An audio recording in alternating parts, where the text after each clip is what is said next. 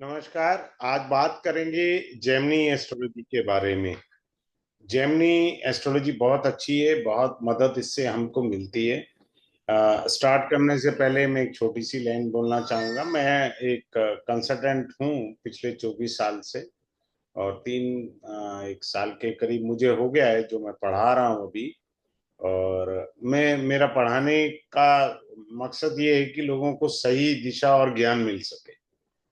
यही मेरा मूल उद्देश्य है कि आपको सही दिशा और ज्ञान मिल सके। चलिए क्लास स्टार्ट करते हैं, बाकी बातें बाद में देखेंगे और समझेंगे। पहले क्लास को समझ लेते हैं क्या है। देखिए, जेमिनी के अंदर क्या होता है, 7 कारक होते हैं। देयर आर 7 कारकास। There are 7 कारकास।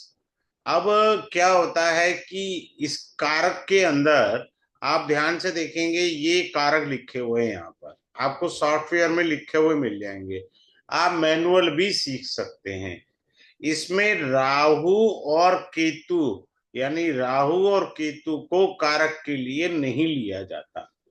जो भी ग्रह डिग्री में हाईएस्ट होगा, डिग्री में राहु केतु की डिग्री भूल जाइए, उसको कंसिडर हम नहीं करेंगे। बाकी ग्रहों की डिग्री हम कंसिडर करें। अब देखिए, यहाँ पर चंद्रमा आत्म अमात्य कारक है। आत्म कारक मंगल बना है। और यहाँ पर जो है बुध जो है ज्ञाति कारक बना है। तो इस प्रकार ये 7 ग्रहों के कारक बन जाते हैं। अब मैं इसके ऊपर आपको अच्छे से समझाने का प्रयास करता हूं। अब ये जो आत्म कारक होता है जो डिग्री में हाईएस्ट है, ठीक। आत्म कारक होता है आई मी माई सेल्फ। ये आपके बारे में बताता है, आपकी हेल्थ के बारे में। ये भी आत्म कारक बताता है। अमात्य कारक जो होता है वो आपके प्रोफेशन के बारे में बताता है। भात्र कारक जो होता है आपके सिबलिंग और कम्युनिकेशन के बारे में बताता है। ठीक है, कम्युनिकेशन और सिबलिंग। उसके बाद आता है मात्र कारक। मात्र कारक जो होता है आपका मदर का प्रॉपर्टी, लैंड, ये सब मात्र कारक से हम देखेंगे और समझेंगे। उसके बाद आता है पुत्र कारक। पुत्र कारक का अर्थ होता है संतान भी है हमारे लिए, लव अफेयर भी है, हमारा आईक्यू भी है, ये सब पुत्र कारक। उसके बाद आता है ज्ञाति कारक।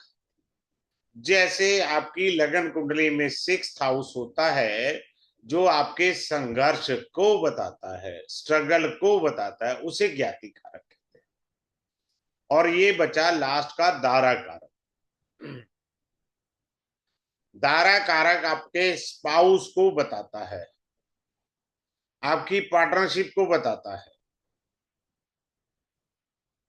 क्लियर। अब सिर्फ ज्ञाति कारक, ये वाला ज्ञाति कारक को छोड़ के कोई भी कारक आपस में इकट्ठे हो जाएं, एक दूसरे से संबंध बनाए युति में या दृष्टि से, तो वो राजयोग का निर्माण करते हैं। क्या करते हैं? राजयोग का निर्माण। अगर ज्ञाति कारक किसी भी अन्य कारक के साथ बैठ जाए तो उसका तो बैंड बजा देगा बड़ी बुरी तरह से। अभी आऊंगा, मैं एक चार्ट से भी आपको बताऊंगा इसको अच्छे से। अब हम चलते हैं सबसे पहले आत्म कारक। अगर आत्म कारक आपका डिग्री में राहु केतु को छोड़ के सूर्य आ जाए, आत्म कारक आपका, तो आपके अंदर कुछ एक पॉइंट बता रहा हूं, क्लास में तो डिटेल में अपन चलेंगे।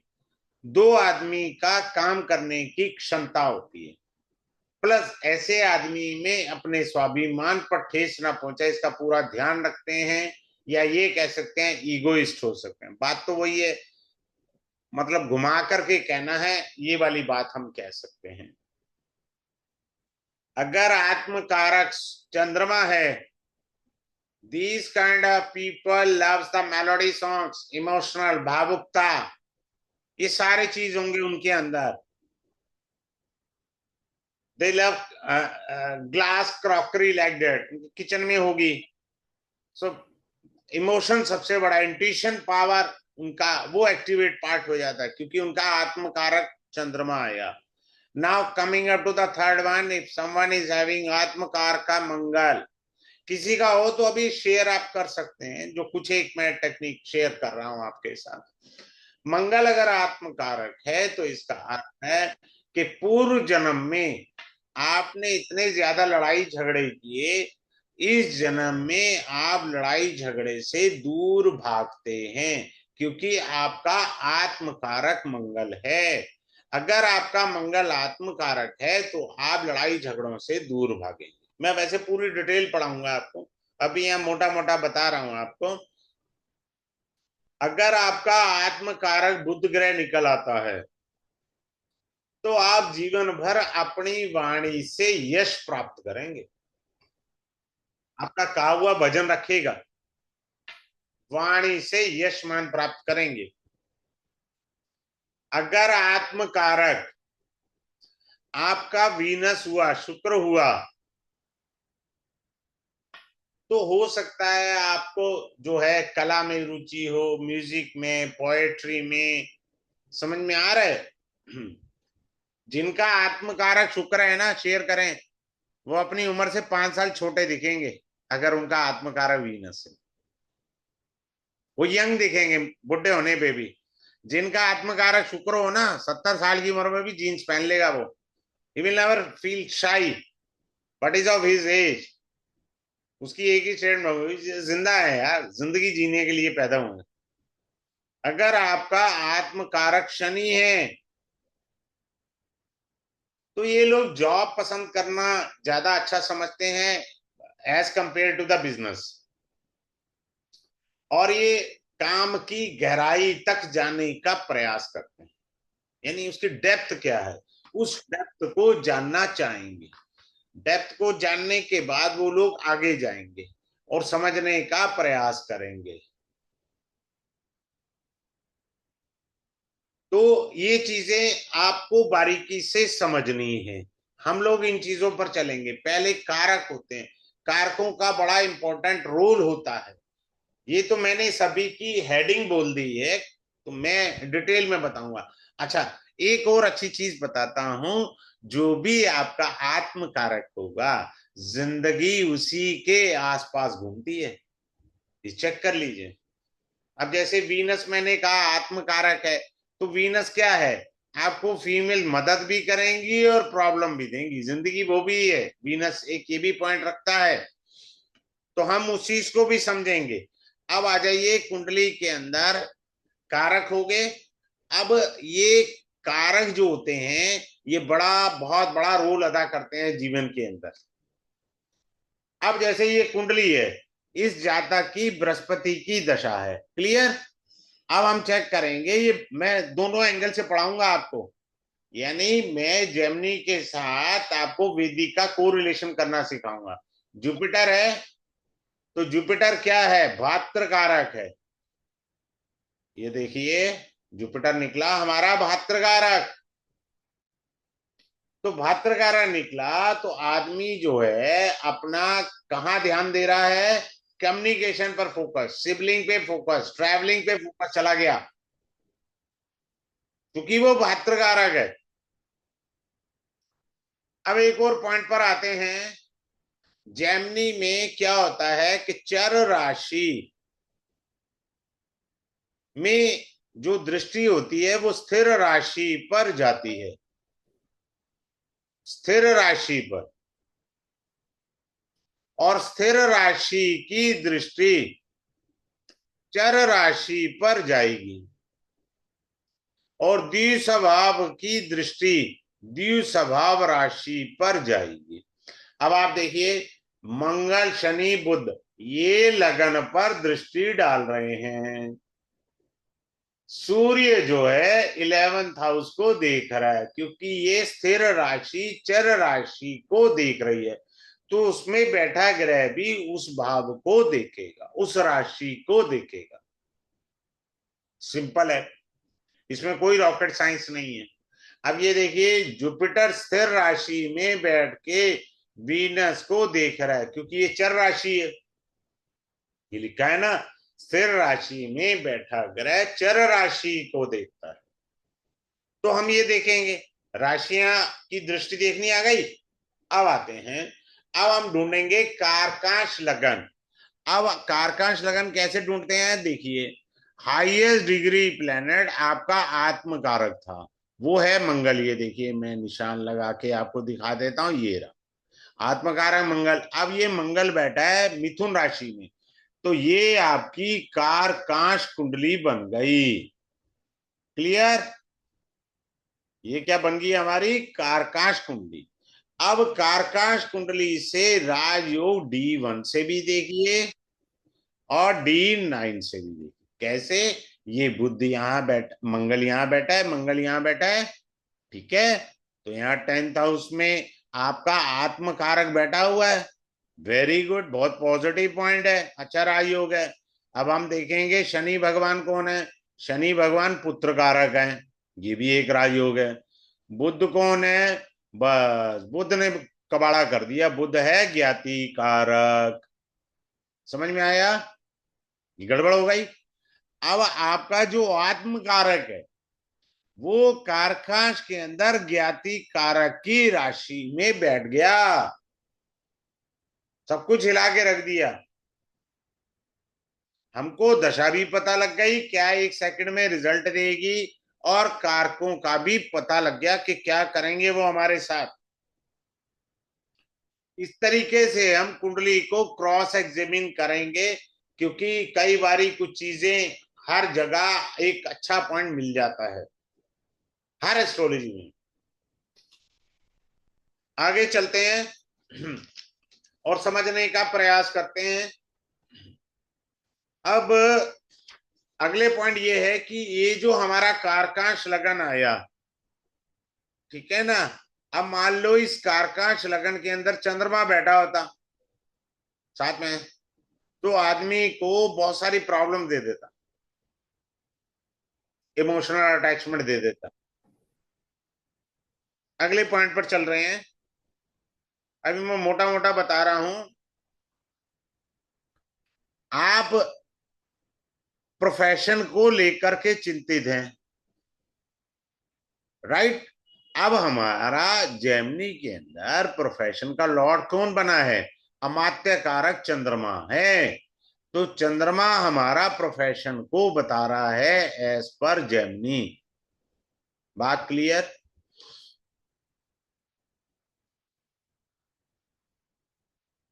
अब आप चंद्रमा को देखिए, चंद्र महाराज कहां पर चले गए? 12वें घर में चले गए, ठीक है, स्थिर राशि में है।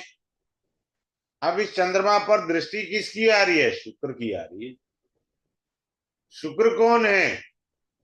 शुक्र जो है वो पुत्र कारक हैं। बात समझ में आ रहा है? पुत्र कारक हैं और ये अमात्य कारक हैं। Is a good yoga. दिखने में हमारे को सब खराब दिख रहा था,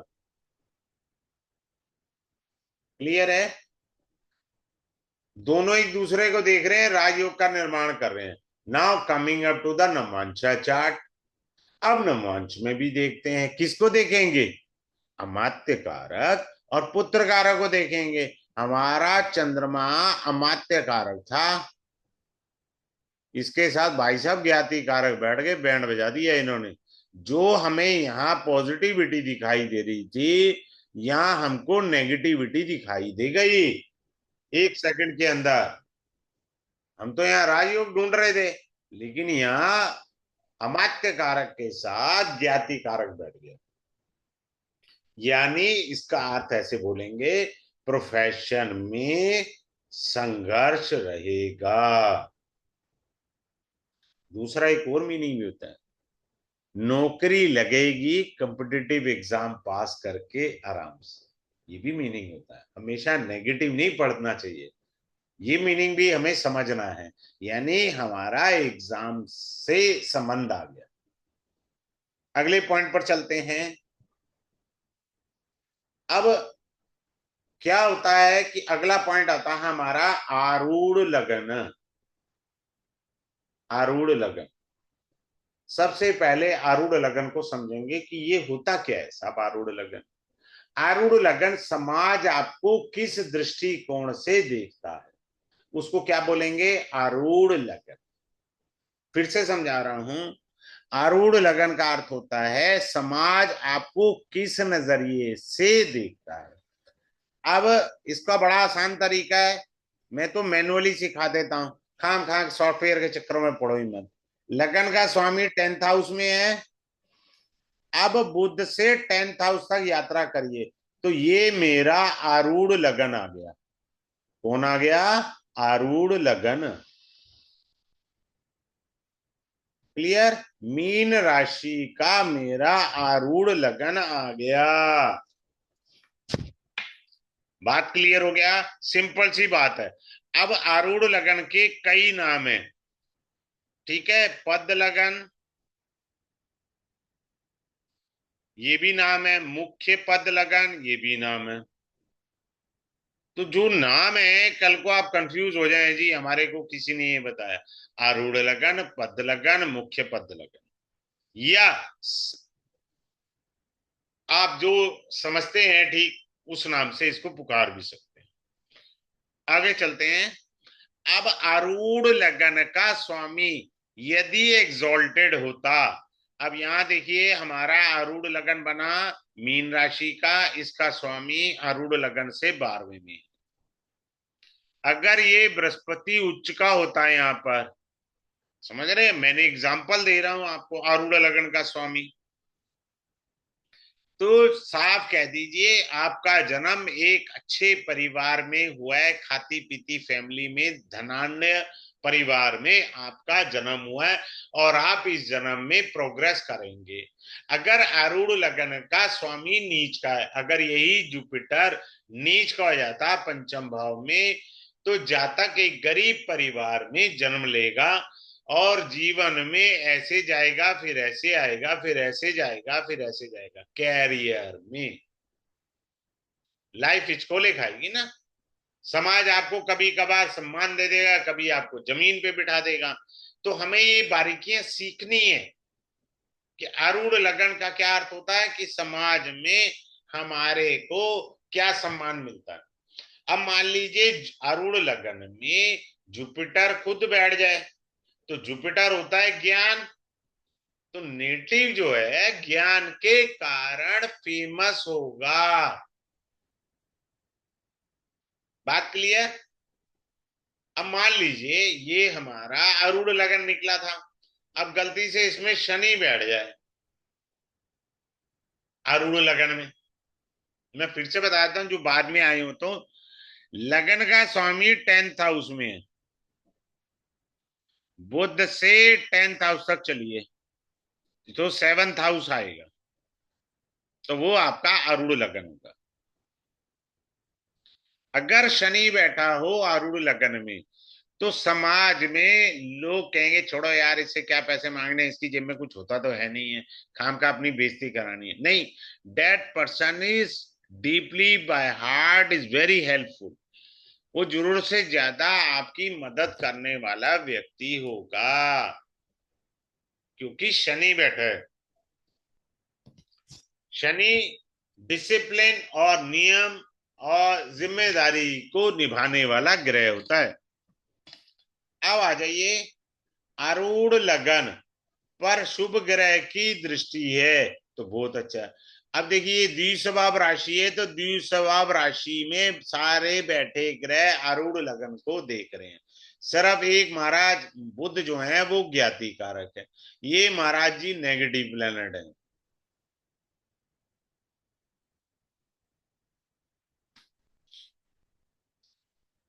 ठीक, ये नेगेटिव प्लेनेट है, बाकी ये दो प्लेनेट राजयोग बना करके आरूढ़ लगन को देख रहे हैं, जो समाज में मान प्रतिष्ठा दे रहे हैं, और ये संघर्ष के कारक हैं। अब इसको दूसरे शब्दों में ऐसे पढ़ा जा सकता है कि नेटिव ने कॉम्पिटिटिव एग्जाम पास करके समाज में सम्मान पाया, ऐसे पढ़ेंगे। समझ में आया, ज्ञाति कारक कॉम्पिटिटिव एग्जाम। और ये राजयोग है, तो राजयोग कहता है मैं तुझे सम्मान दूंगा, बस सिंपल है। आगे चलते हैं। अब आते हैं अगले पॉइंट पे। ये हमारा अरुण लग्न निकला था, ये उसका 11th हाउस है। ये 12वां हुआ, ये 11th हो गया। तो अरुण लग्न का जो 11th हाउस है, अगर इसमें चंद्रमा बैठा है अरुण लग्न से, तो आपकी माता जी आउट ऑफ द वे जाकर के आपको धन धान्य देंगी। अरुण लग्न समाज है, प्रतिष्ठा है, तो लोग आपको कहेंगे कि साहब आप जो है मतलब प्रधान बन जाओ, कैशियर बन जाओ, सेक्रेटरी बन जाओ, समाज में आपको चंद्रमा प्रतिष्ठा दिला देगा, क्योंकि चंद्रमा समाज है। इसी प्रकार आरूढ़ लगन से 11th हाउस में सूर्य आ जाए, तो पिताश्री आपके आउट ऑफ द वे जाके आपकी हेल्प करेंगे। जबकि उनके मान लीजिए 4-5 बच्चे हैं, लेकिन आपका सूर्य बैठा था 11th हाउस में आरूढ़ लगन से, तो पिताश्री आपको सर्वाधिक प्यार देंगे। आप वो वरदान लेकर आए हो, क्योंकि सूर्य बैठा था, तो सरकार से आपको लाभ होगा। समझ में आ रहा है? क्योंकि सूर्य सरकार है। आप कोई कहे जी मेरी तो कोई सरकारी नौकरी नहीं है, मुझे तो कोई सरकार से लाभ नहीं है, ठीक है ना। सूर्य बॉस है, सूर्य क्या है, बॉस है, तो आपको बॉस से लाभ हो सकता है। बॉस आपकी बात को वजन देगा।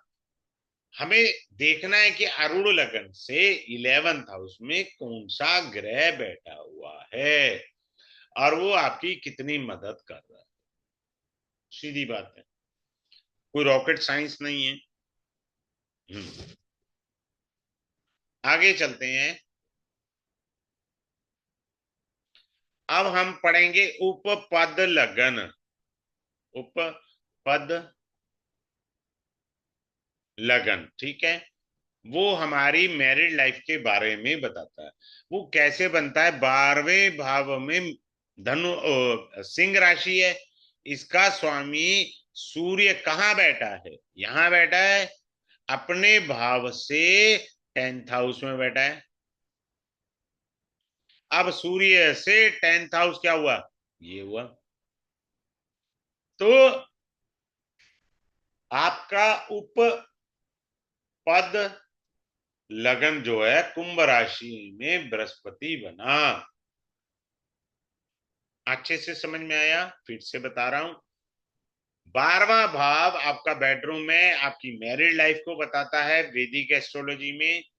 यहां आपको जो है क्या बताता है, उपपद लगन, कि जहां वो बैठा है, सूर्य बैठा है यहां पर, इन भावों से गिनने पर सूर्य आया 10th हाउस में। अब सूर्य से 10 घर चलेंगे हम। 10 घर चलने पर हमारे को कुंभ राशि मिली, तो कुंभ राशि और बृहस्पति, ये सब आपका उपपद लगन निकल के आ गया।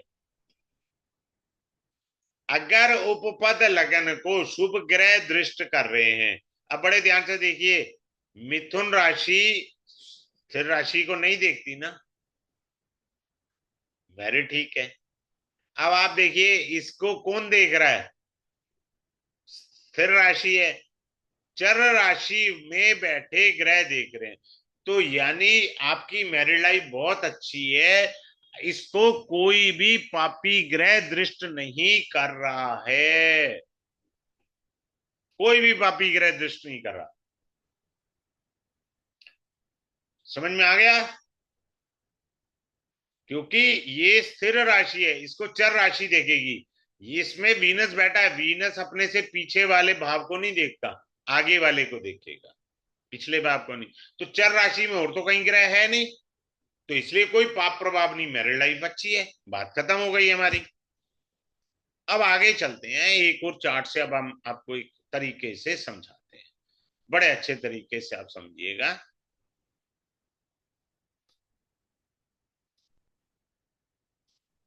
अब देखिए 3 नंबर मिथुन लगन है, यहाँ 6 नंबर आया या 9 आया या 12 आया। अब हमने यहाँ शुक्र को बिठा दिया। अब शुक्र तो देखिए वैदिक से आपको उच्च का दिख रहा है, क्लियर है। बहुत अच्छी बात है जी, उच्च का पॉजिटिव पॉइंट हो गया। यहाँ बृहस्पति बैठा है, दृष्टि भी आ रही है, वेरी गुड। और यहाँ चंद्रमा बैठा है, क्लियर है। और बाई चांस शुक्र आपका दारा कारक है। दारा कारक का मतलब है पति या पत्नी। और बृहस्पति जो है आपका अमात्य कारक है। अमात्य कारक का मतलब क्या है? प्रोफेशन। और बाई चांस चंद्रमा ज्ञाति कारक है। इसने सारा नाश पीट दिया। किसका नाश पीट दिया? क्योंकि ज्ञाति कारक की दृष्टि दारा कारक पर भी है और अमात्य कारक पर भी आ गई। यानी प्रोफेशन में भी इसने अड़ंगे डाल दिए और मैरिड लाइफ में भी अड़ंगे डाल दिए। देख, हमें जो रहा था ठीक उसके उलट हमारे को रिजल्ट मिलने चाहिए। ये छोटी सी बात। अब अगले पॉइंट पर चलते हैं और उसको समझने का प्रयास करते हैं। अब देखिए एक और चार्ट लेते हैं, आपको समझाने का प्रयास करते हैं। ये एक चार्ट है वृष लगन का।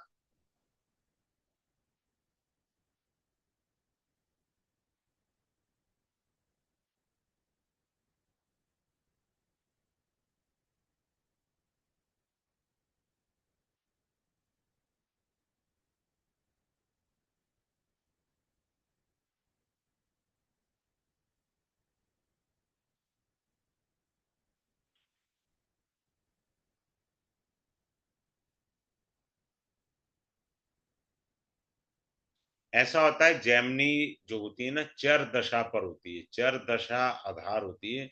चर का मतलब होता है राशि, कह लीजिए राशि दशा इसमें आधार होता है। राशि दशा, समझ में आया?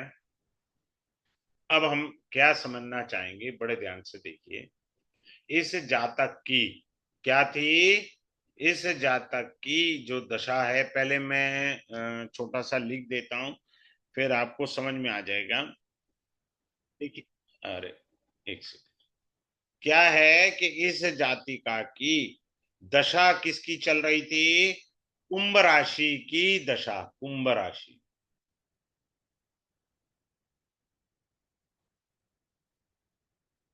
कुंभ राशि, ये कुंभ राशि की दशा चल रही।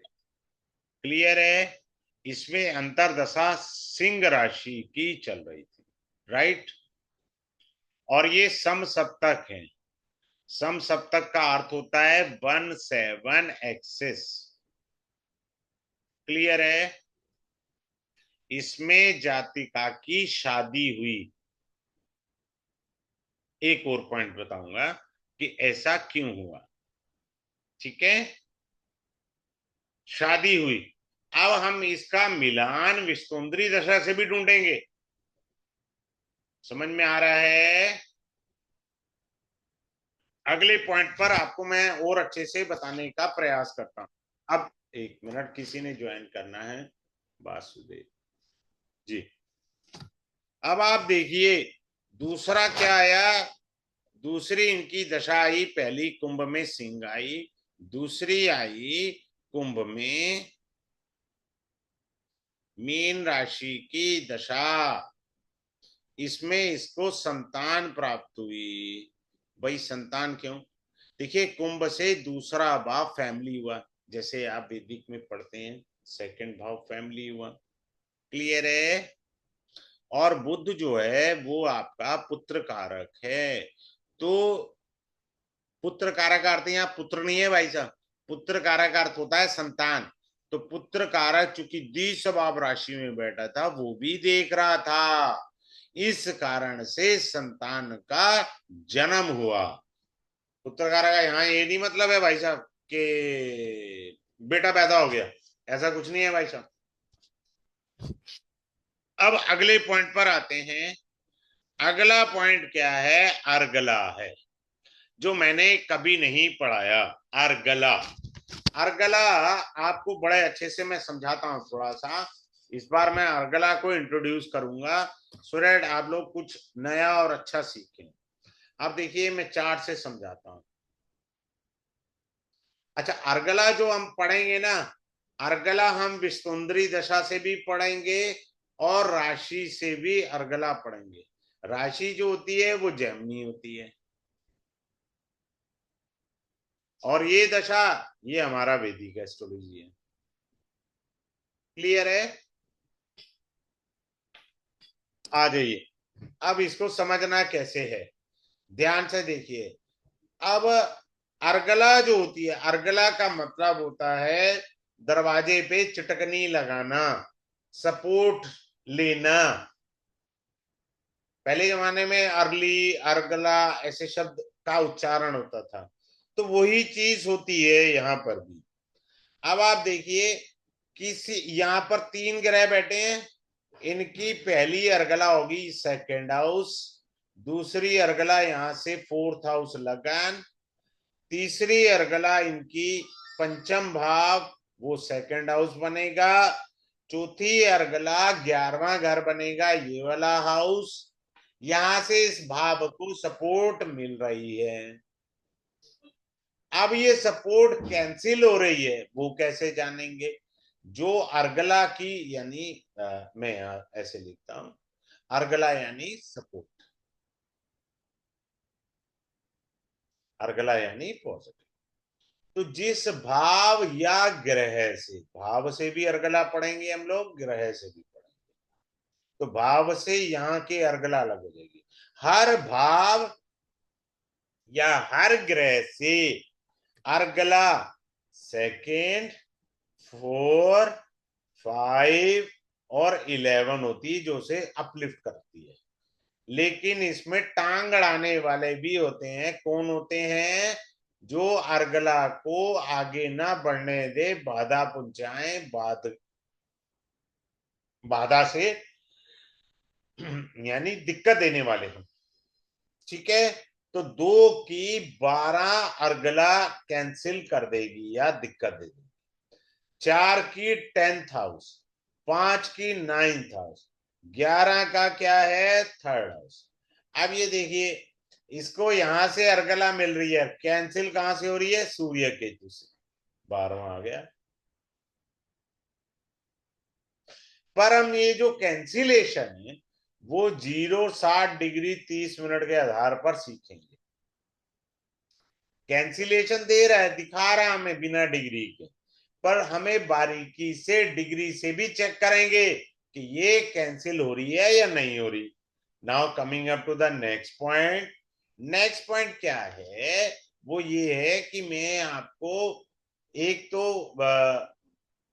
अर्गला सिखाऊंगा, 2 भाग में सिखाऊंगा। 2 भाग का मतलब है दशा से भी और विस्तुंद्री दशा से भी कैसे यूज कर सकते हैं, तो 2 एंगल सीखने को मिलेंगे। अब आपको एक योगिनी दशा का मैं गिफ्ट दूंगा। योगिनी दशा क्या होती है? चंद्रमा को मंगला कहा जाता है, सूर्य को पिंगला कहा जाता है, बुध की दशा चल रही है भद्रा है, जीवन में तरक्की देने वाली दशा मिल गई योगिनी भद्री का। शनि उल्का, भैया उल्का पिंड है, टांग देगी अच्छे से। बृहस्पति धान्य, मंगल भ्रामरी, घूमते रहना बिना सिर पैर के, भ्रामरी। शुक्र जो है सिद्धा, और राहु केतु की दशा को संकटा कहा जाता है। इस योगिनी दशा को विस्तुंद्री दशा के साथ एलसीएम लेके आपको रिजल्ट सिखाए जाएंगे। समझ में आया? पिछली क्लास में रजनी जी थी, एक रजनी शर्मा जी, बहुत अच्छी देवी समान है, तो उनका चार्ट लेके निकाला था हमने, तो टेक्निक जो है 100% वर्क कर रही थी। मेरी एक क्लास में थी, जब मैंने पहला बैच लॉन्च किया था 3 साल पहले, जालंधर से थी, मैं नाम भूल गया, कुलदीप कौर जी। तो उनकी भद्रिका की दशा में शादी हुई थी। She shared in the class. अब आते हैं अगले पॉइंट पर, और इस चीज को हम समझेंगे कैसे, किस तरीके से हमारे को जीवन में आगे बढ़ना है। अब हम मेन पॉइंट पर आ रहे हैं। मेन पॉइंट क्या है कि कल 26 अगस्त है 2024, मंडे, 7 to 8 इसका क्लास का टाइम रहेगा। मंडे टू फ्राइडे ये क्लास रहेगी, 5 डेज का रहेगा, और डेली क्लास रहेगा। लाइफ टाइम रिकॉर्डिंग मिल जाएगी, रिकॉर्डिंग लाइफ टाइम होगा। फी इसका सबसे नॉमिनल है 2, 3, 4, 5। आप योगिनी दशा भी सीखेंगे, चर दशा भी सीखेंगे, विस्तोंतरी दशा से उसका संबंध भी सीखेंगे, अर्गला भी सीखेंगे। तो जो इसकी डेप्थ है वो सारा निचोड़ मैं 5 क्लास में आराम से पढ़ा दूंगा। अगर किसी को कोई डाउट है तो अनम्यूट कर लें, कैमरा ऑन करके मेरे से पूछ सकते हैं। किसी को कोई डाउट हो तो अनम्यूट करके मेरे से पूछ सकते हैं। चलिए, ठीक है। तो अब हम क्लास में मिलते हैं। आपके कोई डाउट हो मेरी क्लास में आप पूछिए, मैं किसी को म्यूट नहीं करता, मेरे को आप बीच में टोक सकते हैं। ठीक है। Have a good day. Thanks for joining this webinar.